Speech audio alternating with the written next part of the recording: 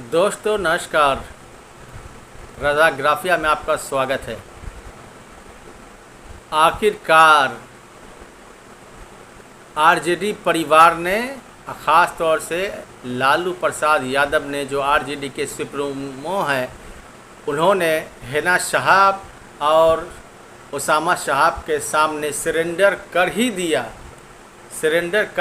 जो बहुत आन बान और शान रखते थे जो लालू यादव और नौमी फेल कि हम हिना साहब के पास नहीं जाएंगे। लोकसभा चुनाव में गए थे, इससे पहले सिवान में घूमा था, रैली किया था और बताया था कि मोबाइल का युग ख़त्म हो, पीसीओ का युग ख़त्म हो चुका है, अब मोबाइल का युग है, ज़माना बदल चुका है। सोचो कैसी बड़ी बड़ी बात करते थे। लेकिन और वही लालू प्रसाद यादव, उनका हम सम्मान करते हैं, वो सम्माननीय हैं।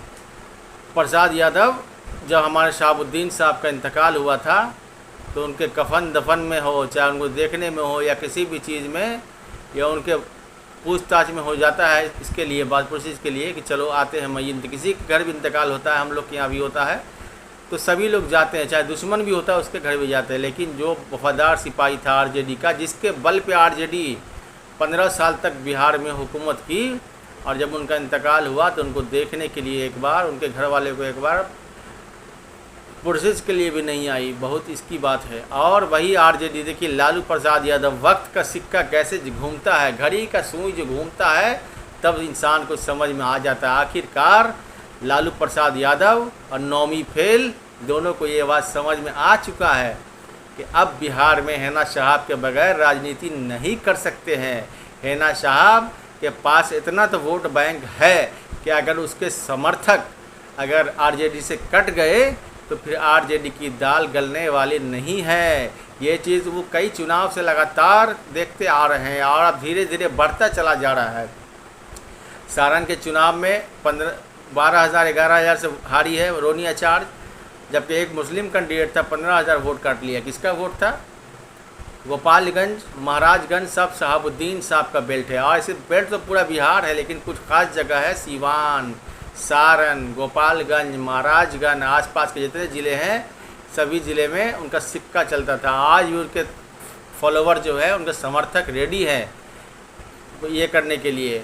और शहाबुद्दीन साहब की मैडम के सामने आखिर लालू यादव ने सरेंडर कर ही दिया, बुरी तरीक़े से सरेंडर किया है। उनसे 1-1 घंटे तक मुलाकात की और नौमी फेल माफ़ी भी मांगा साहब हिना मैडम से कि जो उन्होंने उल्टी सीधे बात की थी कि मोबाइल का युग नहीं है, उसके लिए उन्होंने माफ़ी भी मांगा। और जब तक लालू यादव रहे एकदम चुपचाप नौमी फेल वहाँ पर बैठा रहा। अरे नौमी फेल की हैसियत है ही नहीं, हकीकत बात यही है।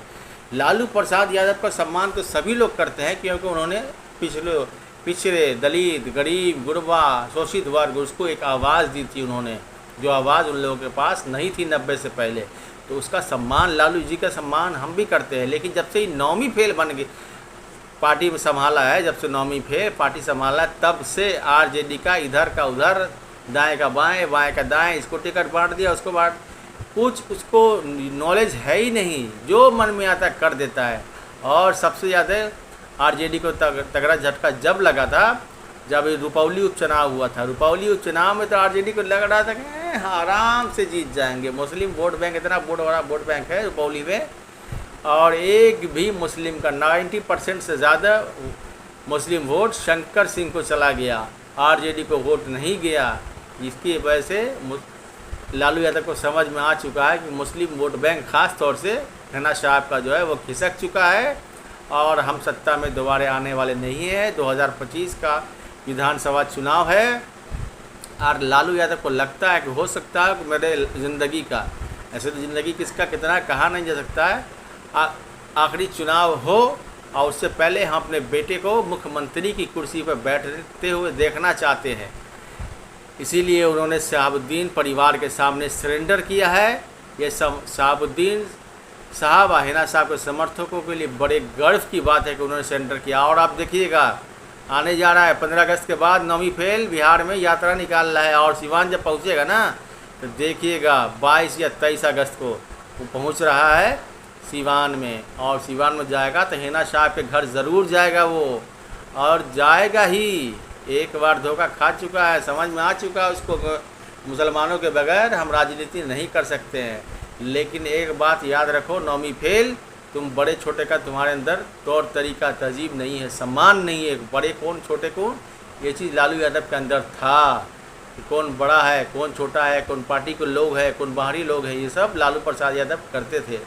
नौमी फेल को क्या मालूम राजनीति क्या है। तो तब बाप की क्या बोलते हैं, विरासत बोलते हैं, ख़ानदानी विरासत में मिल गए। हकीकत में नौमी सच्चाई बता रहा हूँ मैं ये कि अगर लालू यादव का बेटा नहीं होता नौमी फेल तो एक चपरासी की नौकरी भी उसको नहीं मिलती। अरे चपरासी की नौकरी के लिए भी 10वीं पास होता है तब चपरासी की नौकरी मिलती है। और नौमी फेल, प्रशांत किशोर ने ये बात बहुत अच्छी कही थी कि हम किसी भी 10वीं फेल को राजनीति में आने नहीं देंगे। और अभी आरजेडी ये गलतफहमी नहीं पाले कि हिना साहब हमारे पार्टी में शामिल हो सकती हैं। अरे अभी तो हिना साहब से जब लालू परिवार ने जब सरेंडर किया है तो हिना साहब ने सम्मान किया है ज़रूर, लेकिन उन्होंने ज़बान नहीं दिया कि मैं आपके पार्टी में शामिल होंगी। ये चीज़ नहीं है। अभी भी किसी भी पार्टी में जा सकती हैं, उनके पास तो विकल्प ही विकल्प है। सारी पार्टियाँ चाहती है, चाहे जन स्वराज हो, चाहे रामविलास जी की पार्टी जो है लोजपा रामविलास वो हो, चाहे कांग्रेस हो, चाहे जदयू, सारे पार्टी की तरफ से मैडम हिना साहब को ऑफर है। मैडम हिना साहब मेरे में आ जाइए, मैडम हिना साहब मेरे में चली आइए, क्योंकि उनको मालूम है हिना साहब के पास कितना बड़ा वोट बैंक है और कितने समर्थक हैं उनके। इसलिए सारी पार्टी चाहते हैं कि हमारे में आ जाए। आरजेडी भी चाहती कि हमारे, लेकिन आरजेडी को अभी तक उन्होंने कन्फर्म नहीं किया है कि मैं आपके पार्टी में आ रही हूँ। ये कन्फर्म नहीं हुआ अभी तक। ये गलतफहमी मत रहना आरजेडी वालों, क्योंकि हिना साहब के जो दिल में टीस है वो टीस अभी बहुत बड़ा है कि चूँकि उनके शौहर के मरने के बाद एक बार पुरसा करने भी के लिए भी नहीं आए तुम लोग। ये टीस उनको हमेशा रहेगा कि जो इंसान पूरी ज़िंदगी खपा दिया आरजेडी लालू प्रसाद यादव को अपना नेता मानते मानते, और जिसने आरजेडी पार्टी को खड़ा किया, हकीकत में मुसलमानों का तो ज़्यादा बड़ा वोट बैंक है ना इस बिहार में, 18% है, यादव तो सिर्फ 14% है। तो जो 18% का जो वोट बैंक का मालिक है शहाबुद्दीन साहब, वो आरजेडी के लिए कुर्बानी दे दिए। लेकिन क्या बोले, आरजेडी के लोगों को थोड़ी भी शर्म नहीं आई कि उनके इंतकाल के बाद उनके घर जाए पुरसा करने के लिए। बहुत ही शर्म की बात है, बहुत तकलीफ़ की बात है।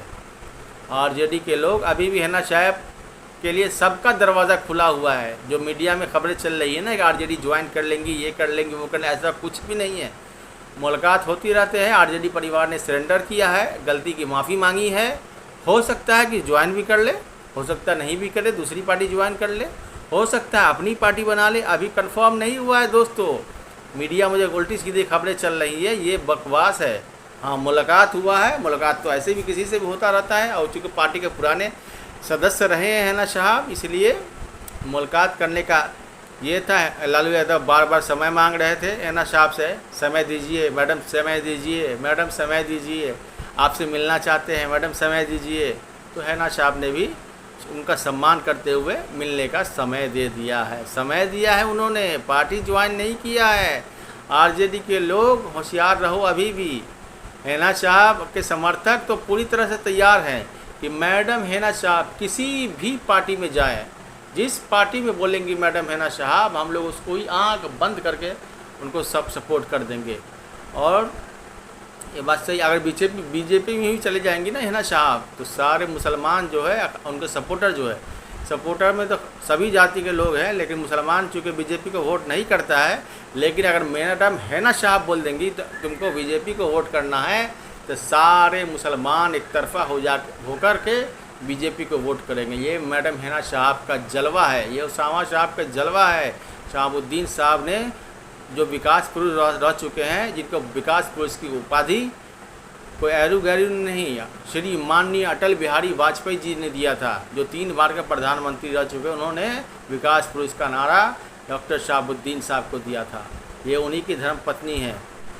हिना साहब किस पार्टी में जाएंगी ये तो अभी कंफर्म नहीं है, ये कंफर्म होगा, आने वाला वक्त बताएगा कि हिना साहब किस पार्टी में जाएंगी या ज्वाइन करेंगी।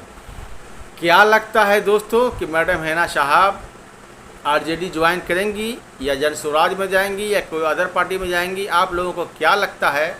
और जाना हैना साहब को आरजेडी में जाना फ़ायदेमंद रहेगा, नुकसानदेह रहेगा? ये कमेंट में अपनी राय ज़रूर देकर बताएं कि क्या रहेगा, चूँकि हम लोग भी हैना साहब को समर्थक हैं और उनके आदेशों का पालन करने के लिए तैयार है। लेकिन आप लोगों को क्या लगता है कि आरजेडी में जाना उनके लिए फ़ायदेमंद रहेगा या कोई दूसरी पार्टी में जाना उनके लिए फ़ायदेमंद रहेगा? कमेंट में अपनी राय ज़रूर दें। वीडियो अच्छे लगे तो लाइक ज़रूर करें। मिलते हैं अगले वीडियो में, तब तक के लिए धन्यवाद।